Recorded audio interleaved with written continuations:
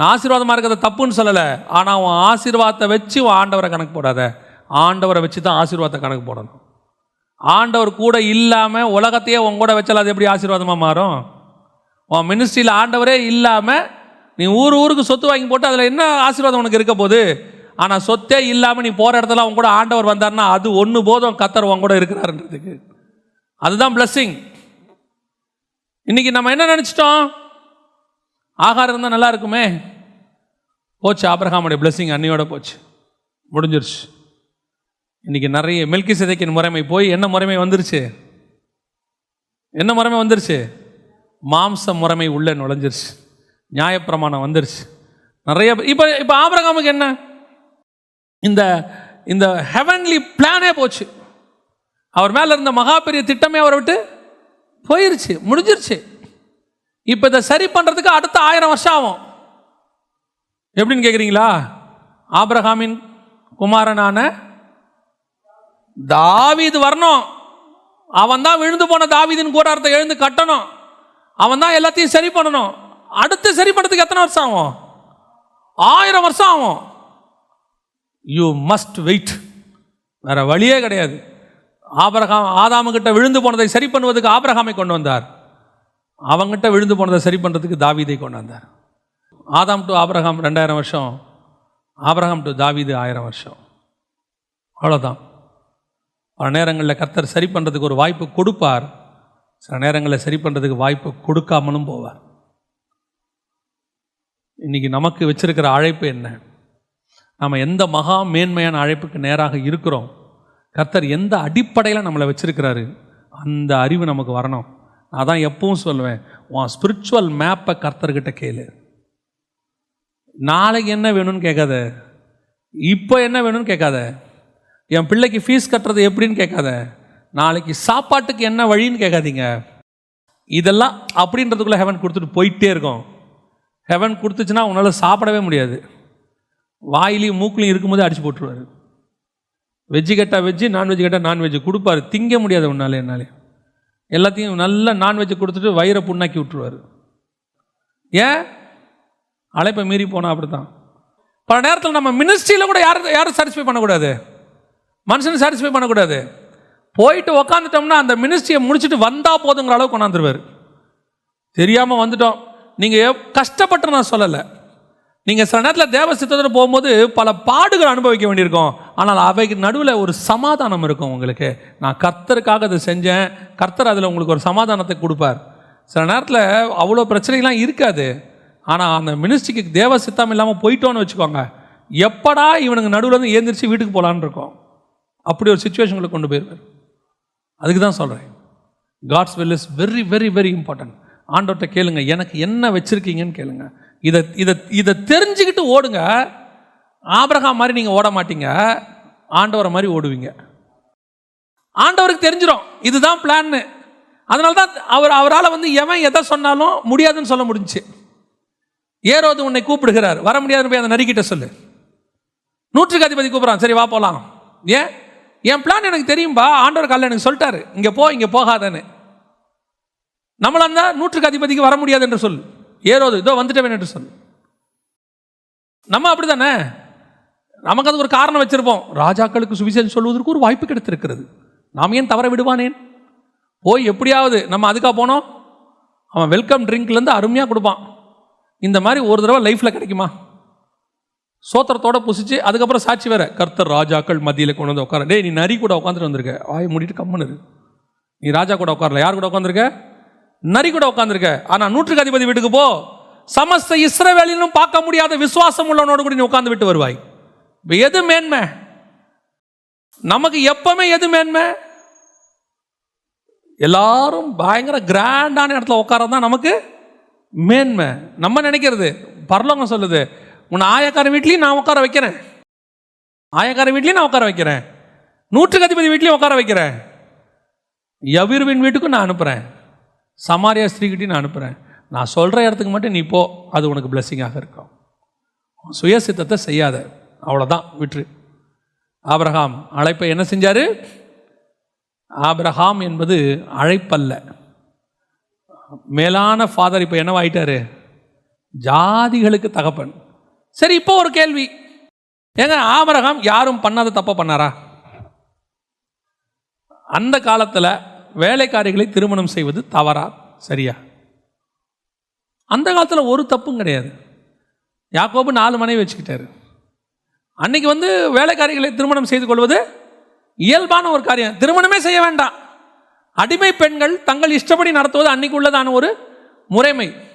இப்போ ஆபிரகாம் ஒருவேளை ஆண்டவரே நான் என்ன எல்லாரும் பண்ணாதியா பண்ணேன், இங்கே எவன் இந்த ஊரில் உலகத்தில் இப்படி பண்ணாத தப்ப நான் பண்ணேன்னு சொல்லுங்க. அதான் ஆண்டவர் சொல்றார், ஆபிரகாம் எவன் வேணாலும் பண்ணலாம், நீ பண்ணக்கூடாது, அவ்வளோதான். ஏன்? இவன் அத்தனை பேரும் உலகத்தின் திட்டத்துக்குள்ள இருக்கிறவன், நீ மட்டும்தான் பரலோகத்தின் திட்டத்தில் இருக்கிறவன். உன் மேலே ஹெவன்லி பிளான் இருக்குப்பா. அதோடைய மேன்மையை தெரிஞ்சுக்கோ. நீ மட்டும் ஒழுங்கா இருந்தீனா உனக்கு பிறக்க போகிறது ஈசாக்கு மட்டும் இல்லையா, ஈசாக்குடைய முடிவு கிறிஸ்து. நான் கிறிஸ்துவ பேஸ் பண்ணி உன்னை நடத்திட்டு இருக்கிறேன். நீ என்ன பேஸ் பண்ணி நடக்கிற? இங்க இருக்கிறவங்கள நான் நல்லவன், இருக்கிறவங்கள நீ நல்லவன்றதுக்காக அழைக்கல. ஆனால் ஹெவன் உங்களை எங்கே கம்பேர் பண்ண சொல்ல தெரியுமா? ஹெவனோட. நீ பூமியில் அன்கம்பேரபிள், நீ யூனிக் ப்ராடக்ட். உனக்கு வச்சிருக்கிற அழைப்பு பூமியில் வேற யாருக்கும் இல்லாத அழைப்பு. ஆகவே நீ எதையோடையும் உன்னை கம்பேர் பண்ணிக்காத. உனக்கு கொடுக்கப்பட்ட மினிஸ்ட்ரி சின்னது பெருசுங்கிற பேச்சே பேசாத. உனக்கு கொடுக்கப்பட்டிருக்கிற ஊழியத்தில் இது சின்னது இது பெருசு இது ஆசீர்வாதம் அதெல்லாம் கிடையாது. எனக்கு கொடுத்தது ஹெவன், அவ்வளோதான். இது பரலோகத்துக்குரியதான ஒரு திட்டம். கட்டின ஆண்டவர் வச்சிருக்கிறத மகா பெரிய மேப்பில் நான் ஒரு கோடு, இந்த கோடு தப்பாக போச்சுன்னா இதுக்கு பதிலாக வேறொரு கோடு அவர் உருவாக்குவார். அதுக்கு அவருக்கு தெரியும். ஆனால் நான் அந்த மேப்பில் இருக்க மாட்டேன்ல, அதானே நஷ்டம். அவருக்கு வேற ஒரு கோடை உருவாக்கி வேற ஒரு மேப் உருவாக்கிடுவார். அவருடைய நாளைக்கு ஒரு நாள் ஹெவனில் ஒரு மொத்த மேப் நிற்குமே, எல்லாரும் சக்ஸஸ்ஃபுல்லானவங்களாம் நிற்பாங்களே, அந்த வரிசையில் யார் இருக்க மாட்டா? நான் இருக்க மாட்டேனே. அதுதானே முக்கியம். அவர் கரெக்ட் பண்ணிடுவாருங்க, கரெக்ட் பண்ண அவருக்கு தெரியும். ஆனால் நான் அதில் இருக்கிறேனாங்கிறது தான் முக்கியம். 2வது வாசியுங்கள், மத்தேயு சுவிசேஷம் 1ஆம் அதிகாரம் 1ஆம் வசனம் வாசி. ஆபிரகாமின் குமாரன் ஆகிய தாவீதின் குமாரனான இயேசு கிறிஸ்துவினுடைய வம்ச வரலாறு. இப்போ அடுத்து யார் வரா? தாவீது வரார். தாவீது ஏன் வராரு அப்படின்னு கேட்டா நல்லா கவனிச்சுக்கொள்ளுங்க. இப்போ இதே மெல்கிசேதேக்கின் முறைமையை இஸ்ரவேலுக்குள்ள அவங்க செட்டில் பண்ண வச்சு, நான் இன்னும் ஒரு வசனம் சொல்ல மறந்துட்டேன். இது நான் சொன்ன மெல்கிசேதேக்கின் முறைமை தான் கரெக்டாக இஸ்ரவேலர்களை கர்த்தர் அப்படி தான் கூப்பிட்டாரா அப்படிங்கிறதுக்கு ஒரு வசனம் இருக்கு, வாசிங்க. யாத்திராகமத்தின் புத்தகம் 19ஆம் அதிகாரம் 6வது வசனம் வாசி. நீங்கள் எனக்கு ஆசாரிய ராஜ்யம். அப்ப இஸ்ரவேல் கோத்திரத்தையே கர்த்தர் எதுக்கு தான் கூப்பிட்டுருக்காரு? மெல்கிசேதேக்கின் முறைமைக்கு தான் கூப்பிட்டுருக்கிறாரு. இஸ்ரவேலோடைய அழைப்பே மெல்கிசேதேக்கின் முறைமை. எப்படி சொல்றீங்க அப்படின்னா, அந்த கோத்திரத்தில் ஆசாரியன் இருப்பான், அந்த கோத்திரத்தில் ராஜா இருப்பான், 12 பேரும் அப்படியே இருப்பான். இது அப்படியே ஸ்ப்ரெட் ஆகி இவங்க உலகத்தெல்லாம் பிடிச்சி டோட்டல் உலகத்தையும் யார் கீழே கொண்டு வரணும்? இந்த மெல்கிசேதேக்கின் முறைமை கீழே கொண்டு வரும்போது இயேசு அவர்கள் மேல் ராஜாவாக உட்காருவார். இதான் பிளான். ஆதாம் பூமியை கீழ்ப்படுத்தி ஆண்டு கொள்ள வேண்டும். இப்போ இஸ்ரவேலர்கள் பூமியை கீழ்ப்படுத்தி எல்லாரையும் கீழ்ப்படுத்தி ஆண்டு கொள்ள வேண்டும். என்ன முறைமையில்? ஆசாரிய ராஜ்யம். அப்போ காடோடைய பிளானே என்ன பிளான் தான்? மெல்கிசேதேக்கின் முறைமை தான் காடோடைய பிளானே.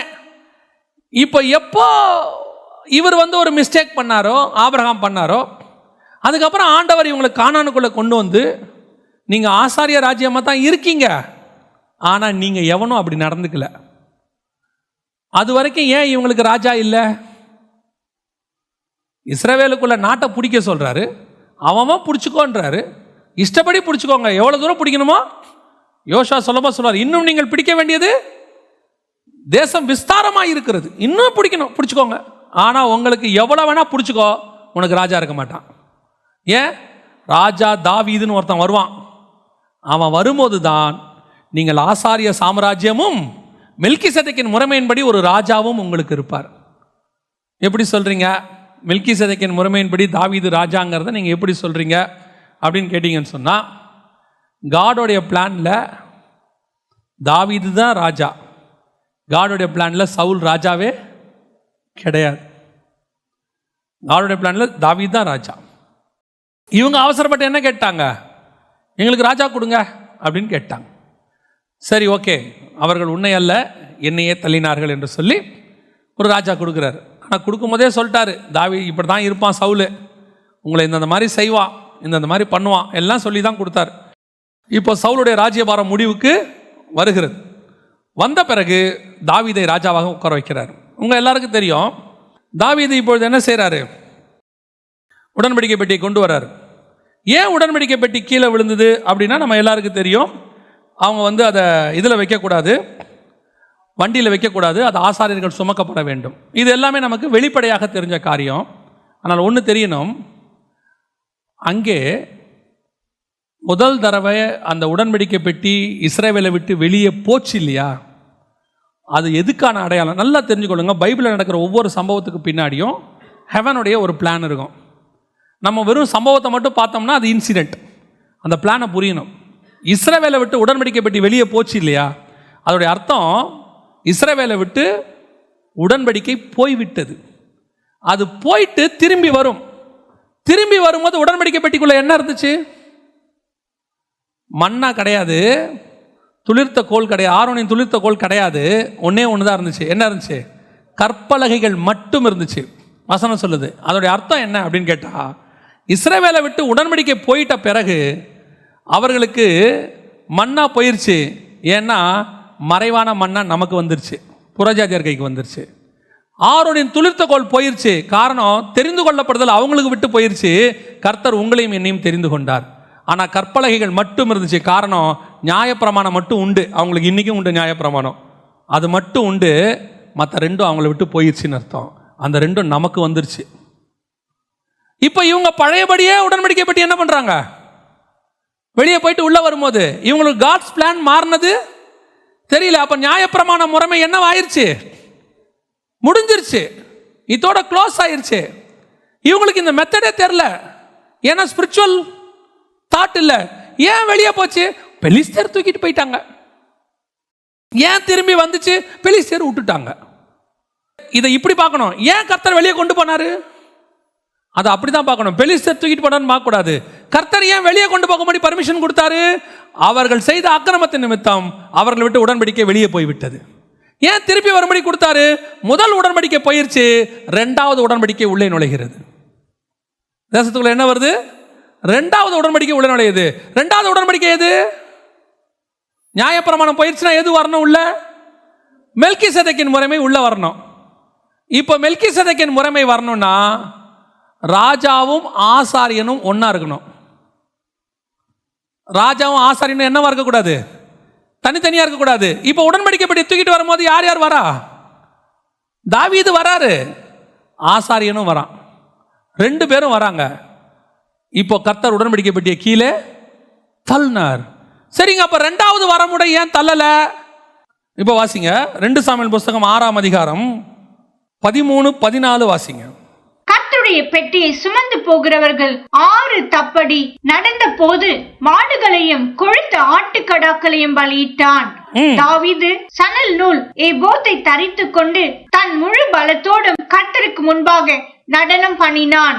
தாவீது சணல் நூல் ஏபோத்தை தரித்து கொண்டு, இதுதான் ஃபர்ஸ்ட் டைம் அவன் செய்யாதது.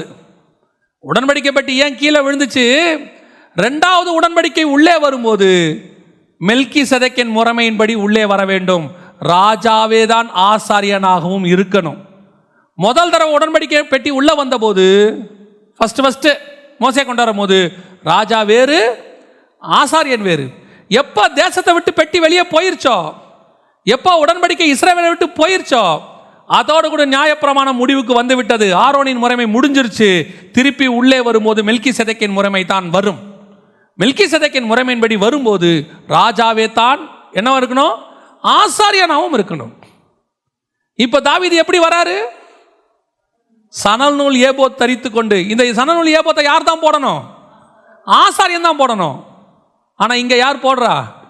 ராஜா போறாரு. இதுதான் மெல்கிசேதேக்கின் முறைமை. உடன்படிக்கை முடிஞ்சிருச்சு, ஆரோனின் முறைமை முடிஞ்சிட்டு மெல்கிசேதேக்கின் முறைமை உள்ளே வர தொடங்கி விட்டது. இப்போ இதே ரோட்டில் தான், சேம் ரோடு, இதே ரோட்டில் தான் அடுத்த 1000 வருஷம் கழிச்சு இயேசு கிறிஸ்து ராஜாவும் ஆசாரியனுமாய் கழுதை மேலே உள்ளே வர்றார். அதே எருசலேமுக்குள்ளே வர்றார். கழுதை மேலே வரும்போது இயேசுவை என்ன சொன்னாங்க எல்லாரும்? இஸ்ரவேலுக்கு ராஜா வருகிறார். ஆனால் வர்றவர் எப்படி வர்றாரு?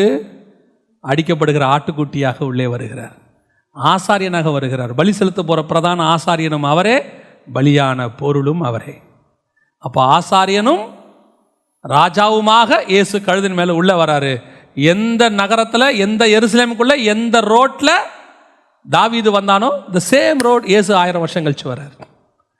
அதுதான் மெல்கிசேதேக்கின் முறைமையின்படி உள்ளே நுழைவது. இப்போ தாவீது மெல்கிசேதேக்கின் முறைமைப்படி கர்த்தருடைய பிளான் படி எல்லாம் செஞ்சிட்டார். எக்ஸாக்ட்லி. இப்போ தாவீது இந்த முறைமையில் எங்கே மிஸ்டேக் பண்ணுறாரு? அதான் ஏன் இயேசு கிறிஸ்து வரைக்கும் இது போச்சு. தாவீது எங்கே மிஸ்டேக் பண்ணுறாரு அதை தான் நம்ம இப்போ பார்க்க போகிறோம். எந்த இடத்துல இந்த ப்ராப்ளம் வருது? ராஜாவும் ஆசாரியருமா தாவீது உள்ளே வராரு. அந்த இடத்துல இயேசுக்கு நடந்தது எல்லாம் அவருக்கு நடக்குது. அவர் வஸ்திரத்தை கலைஞ்சிருந்தார், இயேசுவின் வஸ்திரத்தை கலைச்சிட்டாங்க. மீகா கேவலமாக பேசினா, இஸ்ரவேல் ஜனங்கள் கேவலமாக பேசினாங்க. அங்கே மீகால் கர்ப்பம் அடைக்கப்பட்டது. இஸ்ரவேல் அணையோடு கூட உடன்படிக்கை முடிவுக்கு வந்தது. அதற்கு பதிலாக பத்சேபால், பாவம் செய்த பத்சேபால் செலக்ட் பண்ணப்பட்டால், அதுக்கு பதிலாக புரோஜேதர நாம் அதுக்கு செலக்ட் பண்ணப்பட்டோம். எல்லாம் அப்படியே கரெக்டாக இருக்கும், பர்ஃபெக்டாக இருக்கும். இது போட்டோம். இந்த மெல்கிசேதேக்கின் முறைமையில் வந்துக்கிட்டே இருந்த தாவீது திடீர்னு ஒரு மிஸ்டேக் பண்ணார். என்ன பண்ணார்? இப்போ தாவீதோடையது ஒரு பார்ட்டு தான் அவருடைய வேலை. இப்போ வாசிங்க, எபிரேயர் நிருபம் 7ஆம் அதிகாரம் 2ஆம் வசனம் வாசிங்க. இவனுக்கு ஆபிரகாம் எல்லாவற்றிலும் தசம பாகம் கொடுத்தான். இவனுடைய முதற் பேராகிய மெல்கிசேதேக்கு என்பதற்கு நீதியின் ராஜா என்றும், பின்பு சாலேமின் ராஜா என்பதற்கு சமாதானத்தின் ராஜா என்றும் அர்த்தமாம். இது ரெண்டும் சேர்ந்தது தான் மெல்கிசேதேக்கு. சரியா? தாவீது நீதியின் ராஜா தான், சமாதானத்தின் ராஜா கிடையாது. அவன் காலத்தில் தேசம் எப்படி இருந்தது? ஆண்டவர் என்ன சொல்றார் அவனை பார்த்து? ரத்தம் சிந்தி இருக்கிற அதிகமாக, ரத்தம் கரைந்த கைகள் உன்னுடையது. ஸோ அவன் நீதியின் ராஜா. அவன் பண்ண யுத்தம் எல்லாம் கரெக்ட். அவன் யுத்தம் பண்ணணும், அதான் பிளான். அவன் பண்ண யுத்தம்லாம் கர்த்தருடைய யுத்தம். கர்த்தர் என்ன சொன்னாரோ அதை செய்ய சொன்னார், பக்கா. ஆனால் இவன் நீதியின் ராஜாவாக தான் இருக்க முடியும். என்னவா இருக்க முடியாது? சமாதானத்தின் ராஜாவாக இருக்க முடியாது. சமாதானத்தின் ராஜா யாருன்னா சாலமோன். சாலமோன் தான் சமாதானத்தின் ராஜா. அவன் காலத்தில் தேசம் எப்படி இருந்தது? 40 வருஷம் அமைதலாக இருந்தது. தேசம் சமாதானமாக இருந்தது. ஒரு சண்டை கூட கிடையாது. சாலமோன் சண்டை போட்டான் எங்கேயாவது இருக்குதா? ஒரு இடத்துல இருக்காது. காரணம், மெல்கிசேதேக்கின் முறைமையில் அடுத்த பார்ட் அவன். இவன் நீதியின் ராஜா. சாலமோனுக்கு ஒரு பேர் இருக்கு, இன்னொரு பேர் தெரியுமா உங்களுக்கு? எதிதியா அப்படின்னா யெகோவாவின் மகன். நல்லா கவனிச்சிங்கன்னா கர்த்தருடைய மகன் அவன். இயேசு கிறிஸ்து யாருடைய பையன்? தேவனுடைய குமாரன். அவன் ஆக்சுவலாக அதான் ஒரு பிளான். இது ரெண்டும் சேர்ந்தது தான் இயேசு கிறிஸ்து. இவன் யுத்தம் பண்ணி முடிச்சு தேசத்தை சுற்றி சமாதானமாக்கி கொடுக்கணும். வந்து யார் வந்து ஆட்சி செய்வா? சாலமோன் வந்து ஆட்சி செய்வான். இப்போ இயேசு கிறிஸ்து வந்து உடன்படிக்கையை உறுதிப்படுத்தி பாவத்தெல்லாம் நீக்கி பாவங்களை சுமந்து தீர்த்தார். மரணம் ஜெயமாய் விழுங்கப்பட்டது, எல்லாம் முடிஞ்சாச்சு. அடுத்து இயேசு என்ன பண்ணணும்? 1000 வருடம் அரசாட்சி செய்யணும். 1000 வருஷம் பூமி எப்படி இருக்கும்? சமாதானமாக இருக்கும். நடுவில் ஏன் நீங்களும் நானும் வந்தோம்? நடுவில் யார் வந்துட்டா? நீங்கள் நாங்கள் வந்தோம். நீங்கள் நான் யார் தேவனுக்கு? நீங்களே தேவனுடைய ஆலயமாக இருக்கிறீர்கள். இப்போ இயேசு கிறிஸ்துவின் மரணத்துக்கும் 1000 வருஷம் அரசாட்சிக்கு நடுவில் என்ன வந்திருக்குது? ஒரு ஆலயம் வந்திருக்கா? தாவீதுக்கும் சாலமோனுக்கும் நடுவில் என்ன வந்துச்சு? ஒரு ஆலயம் வந்துச்சு உள்ள. அந்த ஆலயம் வரக்கூடாது. ஏன்னா காடோடைய பிளான்ல என்ன கிடையாது? ஆலயமே கிடையாது. காடோடைய பிளான்ல கூடாரம் தான். காட் ஆலயமே கட்ட சொல்ல அவரே கேட்குறாரு, எந்த கோத்திரத்திலாவது யாருக்கிட்டையாவது ஒரு ஆலயம் கட்ட சொல்லி கேட்டேன்னா, ஏன்னா கூடாரத்துக்கு பின்னாடி ஹெவன்லி மேப் இருக்கு. கூடாரத்துக்கு பின்னாடி ஹெவன்லி மேப். என்ன ஹெவன்லி மேப்? வாசிங்க, வெளிப்படுத்தின விசேஷம் 15ஆம் அதிகாரம் 5வது வசனம் வாசிங்க. இவைகளுக்கு பின்பு நான் பார்த்தபோது இதோ பரலோகத்திலே சாட்சியின் கூடாரமாகிய ஆலயம் திறக்கப்பட்டது. சாட்சியின் கூடாரமாகிய ஆலயம் திறக்கப்பட்டது. அப்ப கர்த்தருடைய ஆலயம் என்பது எது? கூடாரம் தான். God's plan. காடோடைய பிளான்ல அஸ்திவாரம் போட்ட ஆலயமே கிடையாது. ஏன்னா அந்த கூடாரத்துக்கு பின்னாடி கர்த்தருக்கு பயங்கரமான ஹெவன்லி பிளான் இருக்கு. கூடாரமும் நோவாவுடைய கன்ஸ்ட்ரக்ஷனும், ஆசாரிப்பு கூடார கன்ஸ்ட்ரக்ஷனும், நெகேமியாவுடைய கன்ஸ்ட்ரக்ஷனும், நாலும் ஒன்றா வருவோம். நான் சொல்கிறது புரியுதா? நோவா கன்ஸ்ட்ரக்ஷன், ஆசாரிப்பு கூடாரம், நெகேமியாவுடைய அலங்கம், புதிய ஏற்பாட்டு சபை, இது 4 ஒரே கன்ஸ்ட்ரக்ஷன். நீங்கள் எப்படி எடுத்துக்கிட்டாலும் இது ஒரே மாதிரி தான் இருக்கும். நோவாவுக்கும் 300 முழம் நீளம் தான், ஆசாரிப்பு கூடாரமும் 300 முழம் நீளம் தான். நீங்கள் எப்படி எடுத்துக்கிட்டாலும் இந்த 4 ஒன்றா தான் இருக்கும். அது வேற மெசேஜ், அதை விட்டுருங்க. அப்போ இந்த 4 சேர்ந்தது காடோடைய பிளான். இதுக்கு நடுவில் எதை கொண்டாடுறாரு தாவீது? ஆலயத்தை கொண்டாடுறாரு. மெல்கிசேதேக்கின் முறைமையில் கைகளால் கட்டப்பட்ட ஆலயமே கிடையாது. மெல்கிசேதேக்கின் முறைமையில் கூடாரமாகிய ஆலயம் தான் இருக்கு. இப்போ என்ன பண்ணிவிட்டார் உள்ள தாவீது? சாப்பிட்டு சும்மா இருக்க முடியல அவரால். அப்போதானே யோசித்தார். அதை சாப்பிட்டு சும்மா இருக்கும்போது தானே யோசித்தார். சண்டை போட்டிருக்கிற யோசிக்கவே இல்லை. இதெல்லாம் அவர் சண்டையெல்லாம் முடிஞ்சு போச்சு, என்ன பண்ணுறதுன்னு தெரில, இப்படி யோசிக்கிறாரு. எப்பவுமே சரி, சும்மா இருக்கிறதுலே ரொம்ப கஷ்டமான வேலை தெரியுமா உங்களுக்கு? சிலர்லாம் சொல்லுவாங்க, என்ன நீ சும்மாவே இருக்கிறேன்னு. சும்மா இருக்கிறது எவ்வளோ கஷ்டம் தெரியுமா? சும்மா இருந்தோம்னா தப்பு செய்வோம். உப்பரிக்கை மேலே சும்மா இருந்தோம்னா என்ன செய்வோம்? தப்பு செய்வோம். நேபுகாத் நேச்சார் உப்பரிக்கையில் சும்மா சுற்றினார்னா என்ன பண்ணுவார்? நான் கட்டிய மகாபாபிலோனும்பார். சும்மா இருந்தால் ரொம்ப எப்பவுமே தப்பு நடக்கும். இப்போ இவர் பண்ணுறாரு, ஏன் நம்ம மட்டும் இதில் இருக்கோம்? ஆண்டவருக்கு ஒரு ஆலயம் கட்டினா என்ன? இதுதான் தாவீது பண்ண மகா பெரிய மிஸ்டேக். நான் திருப்பியும் சொல்வேன், காட் ஒரு பிளானில் உங்களை நடத்திக்கிட்டே போகும்போது அந்த பிளானில் உங்கள் மாம்சத்தை ஒருபோதும் கலக்கக்கூடாது. உங்களுக்கு ஆண்டவருக்கே என்ன செய்யலான்னு என்ன இருக்கும்? ஆண்டவருக்கு அப்படி செய்யலாம், ஆண்டவருக்கு இப்படி செய்யலாம். இருக்கிறதுலையே ரொம்ப கஷ்டம் என்ன தெரியுமா? உங்களுக்கு ரொம்ப அறிவு இருந்து, நான் சொல்றது புரியுதா? உங்களுக்கு ரொம்ப அறிவு இருந்து ஆண்டவர் சொல்றது அதை விட கம்மியாக தெரிஞ்சு இதை போய் மோசையை கூப்பிட்டு ஒரு ஆசாரிப்பு கூடாரம் கட்டின மோசே, ஒரு 300 முழம் நீளம். நான் ராமசேஸ்க்கு ஊரே கட்டினவன். யாரு? மோசே. எகிப்தின் கலைகளிலும் வாக்கிலும் வல்லவன்.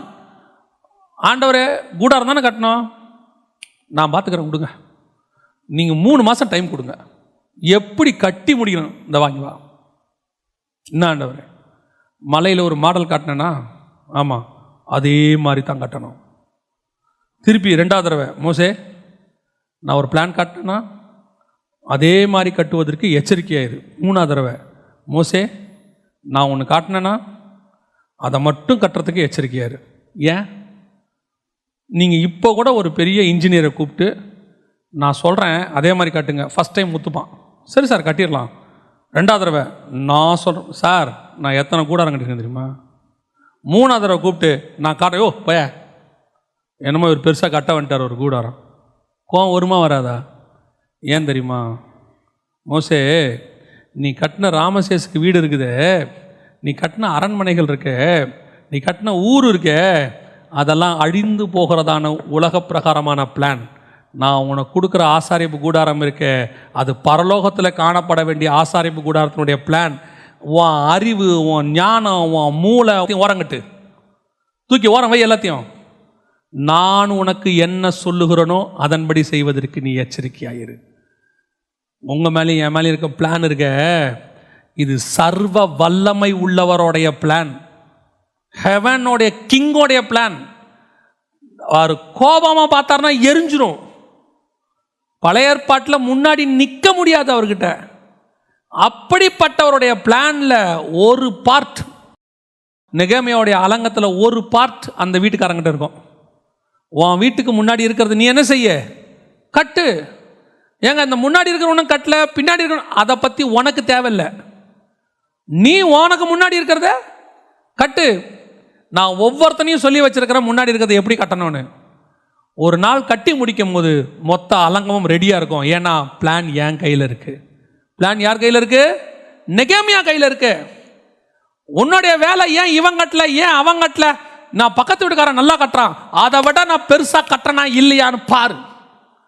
சென்னையிலேயே பெரிய சர்ச்சு கட்டணா இல்லையான்னு பாரு. தமிழ்நாட்டிலேயே பெரிய சர்ச்சு கட்டணா இல்லையான்னு பாரு. நான் சொல்லுகிறதை செய்வதற்கு நீ எச்சரிக்கையாயிரு. உனக்கு 50 பேர் உட்காரத கட்ட சொன்னால் 50 பேர் உட்காரத கட்டு. ஏன்னா உனக்கு முன்னாடி இருக்க பிளானும் உனக்கு தெரியாது, உனக்கு பின்னாடி இருக்கிற பிளானும் உனக்கு தெரியாது. நான் சொன்னது என்னவோ அதை மட்டும் செய். ஏன்னா நான் ஹெவன்லி கிங்கு, எதிர்த்து பேசுறதுக்கான எந்த அதிகாரமும் உனக்கு கிடையாது. அதனால தான் இயேசு எப்போவுமே அதிகாரம் உடையவராய் போதித்தார். இயேசுகிட்ட ப்ரீச்சிங் கிடையாது, இயேசுகிட்ட கமாண்ட், ஆர்டர் பை ஆர்டர். நீங்கள் எந்த இடத்துல பாருங்கள், இயேசு தயவு செய்து பிரியமானவர்களே, நீங்கள் யார் யாரெல்லாம் ஒப்பு கொடுக்க விரும்புகிறீர்களோ கரங்களை உயர்த்தி முன்னாடி வரும்படி அன்போடு கூட அழைக்கிறோம். வந்தா வா, போனா போ, நான் சொல்கிறத கேட்டால் பிழைச்ச, இல்லைன்னா செத்த. அவ்வளோதான், அவ்வளோதான் விஷயம். உன்னை கெஞ்சிக்கிட்டுலாம் இருக்க முடியாது. ஏன்னா உன் கூப்பிட்றது உன் நல்லதுக்கு கூப்பிட்றோம். அதே மாதிரி தான் ஹெவன்லி பிளானும். உங்ககிட்ட உங்களுடைய மூளையெல்லாம் யூஸ் பண்ணக்கூடாது. உலகத்திலேயே பயங்கரமான ஞானம் உள்ளவன் யார்? பூமியில் பிறந்தவன்ல சாலமோன். ஆனால் சாலமோன்ட்டு அந்த மேப்பை கொடுக்கும்போது தாவீது சொல்வார், சர்வ வல்லவர் உன்னோடு கூட இருப்பார், அவர் சொன்னதை செய்யும்பளும் அவர் உன்னை கைவிடுகிறதில்லை, ஆனால் அவர் சொன்னபடி செய்வதற்கு எச்சரிக்கையாயிரு. என்ன சாலமோனுக்கே இந்த காஷனா, மோசேக்கே இந்த காஷனா, அவங்களுக்கே அந்த காஷன்னா உங்களுக்கும் எனக்கும் என்ன காஷன் இருக்கும்? இல்லை, நம்மகிட்ட இருக்கிற மூளையிலேயே 6% தான் யூஸ் பண்ணுறோமா. மோசே தயவு செஞ்சு நீ எதுவுமே செய்யாது. ஏன் கட்டுறதுக்கு கீழே சித்திர வேலை செய்யறதுக்கு நான் என்ன செஞ்சுருக்கேன்? பெசலையெல்லாம் ரெடி பண்ணியிருக்கேன், நல்ல அறிவாளியெல்லாம் வச்சுருக்கேன். நீ மட்டும் உன் அறிவை யூஸ் பண்ணிடாத. ஏன்? உனக்கு அறிவு ஜாஸ்தி. ஏன்னா நான் ஆசாரிப்பு கூடாரங்கிறது ஹெவனுடைய மேப்பு. நீ பூமியில் ராமசேஸுக்கு பெரிய பெரிய பிரைமேட் கட்டின ஆளாக இருக்கலாம். எங்களுக்கு தேவை நாங்கள் சொல்கிறத கட்டுற ஒரு ஆள். அவ்வளோதான். இதுதான் மினிஸ்ட்ரி, இவ்வளோதான் ஊழியம். ஊழியம் என்பது உங்கள் மூளையை நுழைச்சி கசக்கி புழிஞ்சி, இந்த நூற்றாண்டிலேயே கர்த்தருக்கு சிறப்பான ஊழியம்லாம் ஒன்றும் செய்வானா. அவர் 7000 வருஷமாக பார்த்துட்டார் எல்லாரையும். அவருக்கு தேவை சொல்கிறத செய்கிற ஒரு ஆள் மட்டும்தான் வேணும். ஆண்டவர் சொல்கிறாரு, நேர்த்தருவில் பவுல்னு ஒருத்தர் இருக்கான், அவனை போய் என்ன செய்ய? அபிஷேகம் பண்ணு. இவர் யாருக்கு ஆலோசனை கொடுக்கறது? ஆண்டவருக்கு. ஆண்டவரே, அவன் சபைகளை துன்பப்படுத்துகிறவன் ஆயிற்ற. வசனம் சொல்லுது, சிருஷ்டிகரை என்ன செய்யக்கூடாது? கேள்வி கேட்கக்கூடாது. ஆனால் அவரும் பொறுமையாக சொல்கிறார், எனக்கு தெரியும், நீ போ அப்படிங்கிறாரு. எதுக்கு சொல்ல வரேன்? பல நேரத்தில் நம்ம யாருக்கு ஆலோசனை கொடுக்குறோம்? கர்த்தருக்கு ஆலோசனை கொடுக்குறோம். நல்லா மைண்டில் ஒன்று வச்சுக்கொள்ளுங்க, எங்கிட்ட பிளான்னு ஒன்று கொடுத்ததே பெரிய விஷயம். என்னை பரலோகம் நம்பி ஒரு பிளான் கொடுத்துருக்குதே, நானோ என் முற்பிதாக்களோ அதுக்கு என்ன உள்ளவர்கள் அல்ல, தகுதியானவர்கள் அல்ல. ஆனாலும் பரலோகம் என்னை முன்குறித்ததே. என்னுடைய பார்ன் அண்ட் brought up பாங்க, பிறப்பும் வளர்ப்பும் இந்த பிளானை செய்வதற்கு எந்த விதத்திலும் தகுதியானதல்ல. ஆனாலும் கர்த்தர் என்னை செலக்ட் பண்ணி இருக்கிறாரு. இதற்கு நான் என்ன செய்யணும் தெரியுமா? காலமெல்லாம் நான் செய்ய வேண்டியது சொல்லும் அடியேன் கேட்கிறேன், அவ்வளோதான். Nothing more than that. நம்முடைய பிஇ எம்பிஏ படித்தது, எம்பாம பிஏ படித்தது, எந்த அறிவையும் தூக்கி எங்கே வச்சிடணும்? ஓர வச்சிடணும். நீங்கள் அப்படி எம்பிஏ அறிவை யூஸ் பண்ணிங்கன்னா 2500 ரூபாய்க்கு கொடுக்கக்கூடிய 2500 பேர் தேவைன்ற முடிவுக்கு நீங்கள் வந்துடுவீங்க. நீங்கள் எம்பிஏ அறிவை யூஸ் பண்ணாமல் இருந்தீங்கன்னா வானத்தை பூமி உண்டாக்கின தேவனத்திலேருந்து எனக்கு ஒத்தாசை வரும்னு சொல்லுவீங்க. இப்போ எந்த அறிவை யூஸ் பண்ணணும்னு நீங்கள் தான் பார்க்கணும். அல்லேலூயா. தாவீது பண்ண பெரிய தப்பு, கர்த்தர் சொல்லாத கட்டடத்தை கட்டுவதற்கு. பல நேரங்களில் கர்த்தர் நம்முடைய சித்தத்துக்கு அனுமதி கொடுக்கிறார், ஆனால் அது முடிவு நன்றாக இராது.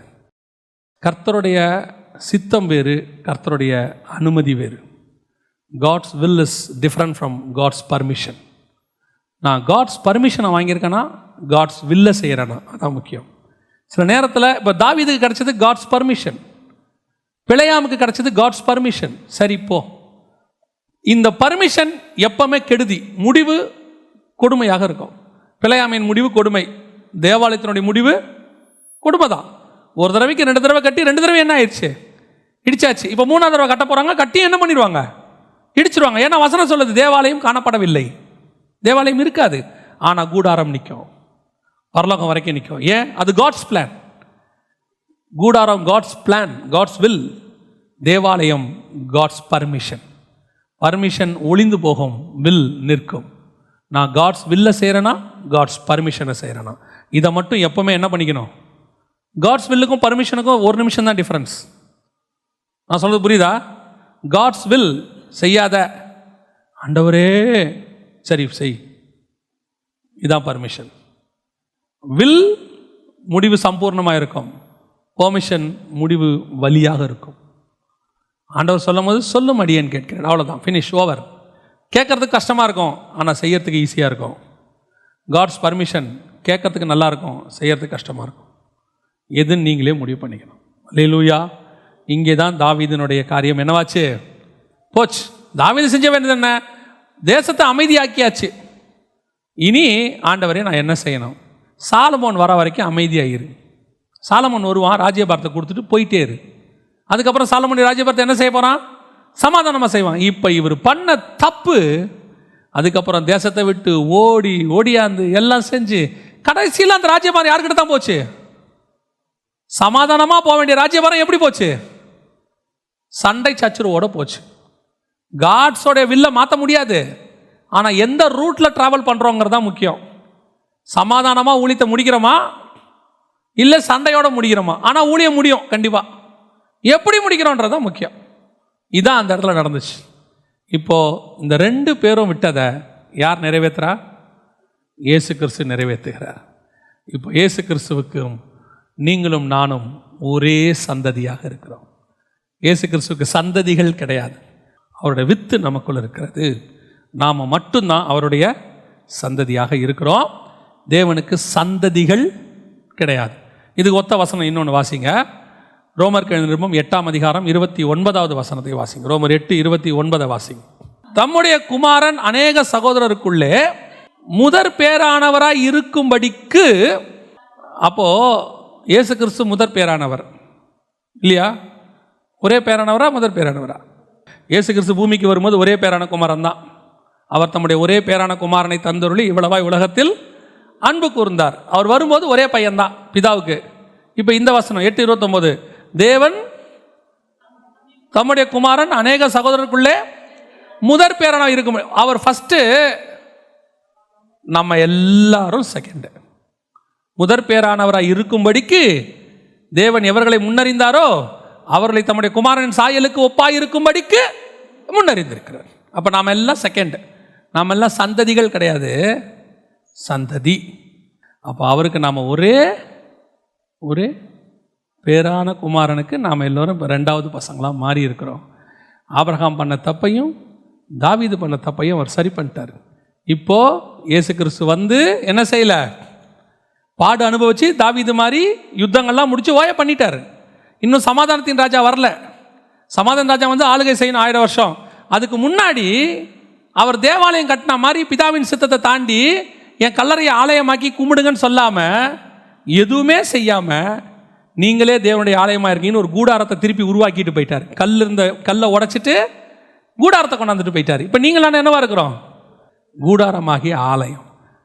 தாவீது கூடாரத்தை ஆலயமாய் மாற்றினான். இயேசு இருக்கும்போது இந்த ஆலயத்தை ஒரு கல்லின் மேல் ஒரு கல்லில் அப்படி இடித்து விட்டு கூடாரத்தை உண்டாக்கி விட்டு போயிருக்கிறார். அல்லேலூயா. அப்போ மெல்கிசேதேக்கின் முறைமையின்படி அழைக்கப்பட்டிருக்கிற நீங்களும் நானும் தேவனுடைய சந்ததிகளாகவும் இருக்கிறோம், தேவனுடைய ஆலயமாகவும் இருக்கிறோம். ஆபிரகாம் செய்த தவறுகளையோ தாவீது செய்த தவறுகளையோ செய்யாதபடிக்கு நிவர்த்தி செய்வோமானால் நம்ம மேலே இருக்கிற ஹெவன்லி பிளான் கடைசி வரைக்கும் ஓடி முடிக்கும். இது ஆபிரகாமுக்கு வந்த சோதனைகளும் உங்களுக்கு வரும், தாவீதுக்கு வந்த சோதனைகளும் உங்களுக்கு வரும். கடைசி வரைக்கும் அதுக்கு தான் ஃபஸ்ட்டு அந்த பிளானை வாங்கிடணும். இப்போ இதான் உங்களுக்கு பிளானுங்கிறது ஓரளவுக்கு என்ன செஞ்சுருக்கோம், இப்போ தெரிஞ்சிருக்கோம். நான் மெல்கிசேதேக்கின் முறைமைப்படி அழைக்கப்பட்டிருக்கிறேன்னு தெரிஞ்சிருச்சு. இந்த அழைப்பில் நான் எப்படி முடிவு பரியந்தம் ஓடி முடிக்கணுங்கிறத கேட்க வேண்டியது மட்டும்தான் நம்முடைய பிளான். அப்படி செஞ்சு முடித்தோம்னா நாம் அந்த இயேசு கிறிஸ்துவின் சந்ததியில் அவரோடு கூட பாடு சகித்தோமானால் அவரோடு கூட ஆளுகையும் செய்வோம். கரெக்டாக நமக்கு அந்த பிளான் முடிஞ்சிடும். மத்தேயு 1:1 நீங்களும் நானும் வந்துடுவோம். ஆமென். அல்லேலூயா. ஜெபம் பண்ணுவோமா நம்ம எல்லாரும்? Thank you holy spirit. நன்றி ஆவியானவரே, நன்றி அப்பா, உமக்கு நன்றி. எல்லாம் கண்களை மூடுவோம். எல்லாரும் உங்கள் பிளான் என்ன ஆண்டவரே? ஆண்டவர் எனக்கு என்ன வச்சுருக்கிறீங்க? என் மேலே நீங்கள் நியமித்து வச்சுருக்கிற திட்டம் என்ன? நாங்கள் மெல்கிசேதேக்கின் முறைமையின்படி அழைக்கப்பட்டவங்க மட்டும் தெரிஞ்சிருச்சு.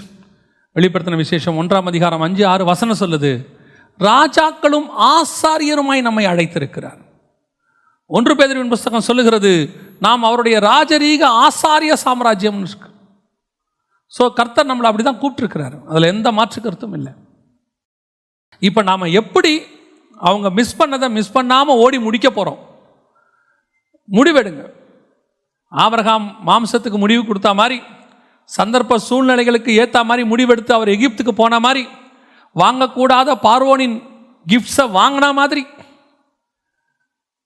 சோதோமில் அவர் கரெக்டாக இருக்கிறாரு, பாதரட்சியின் வார தொடமாட்டேன்னு. ஆனால் பார்வோன் கொடுத்த கிஃப்டில் அவர் விழுந்துட்டார். நம்ம எப்படி என்ன செய்ய போகிறோம்? ஒரு இடத்துல விழுந்து ஒரு இடத்துல நிற்க போகிறோமா? இல்லை முடிவு பரியந்தம் வானத்தையும் பூமியும் உண்டாக்கின தேவன் எனக்கு தருவார், அது வரைக்கும் எந்த பாதரட்சியின் வாரையும் தொடமாட்டேன். அது சோதோமுதான் இருக்கட்டும், பார்வோன் தான் இருக்கட்டும், எதையும் நான் தொடமாட்டேன். தீர்மானம் எடுப்போமா? 2வது, ஆண்டவரே எனக்கு கொடுக்கப்பட்ட பொறுப்பு, நான் நீதியின் ராஜா, நான் சண்டை போட்டு முடிக்கணும், அவ்வளோதான். ஆலயம் கட்டுறது ஏன் வேலை இல்லை, அது சாலமோனுடைய வேலை. சாலமோன் என்ன கட்டுறானோ அது அவனுக்கும் கர்த்தருக்கும் உரியது. நான் நடுவில் உங்களுடைய திட்டத்தை மாற்றிடக்கூடாது. ஆண்டவரே ஒப்பு கொடுப்போமா?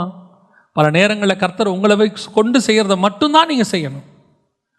உங்களுக்கு ஞானம் இருக்குது, அறிவு இருக்குது, படிப்பறிவு இருக்குது, அனுபவம் இருக்குது, அவங்க சொல்லி கொடுத்துருக்காங்க, இவங்க சொல்லி கொடுத்துருக்காங்க, இத்தனை வருஷம் ஊழிய அனுபவம் சொல்லி உங்கள் ஊழியத்தில் கர்த்தருடைய திட்டத்தை இம்ப்ளிமெண்ட் பண்ணீங்க. உங்கள் பக்கத்தில் கட்டுறேன் அலங்கம் கட்டுறவனை பார்க்காதீங்க.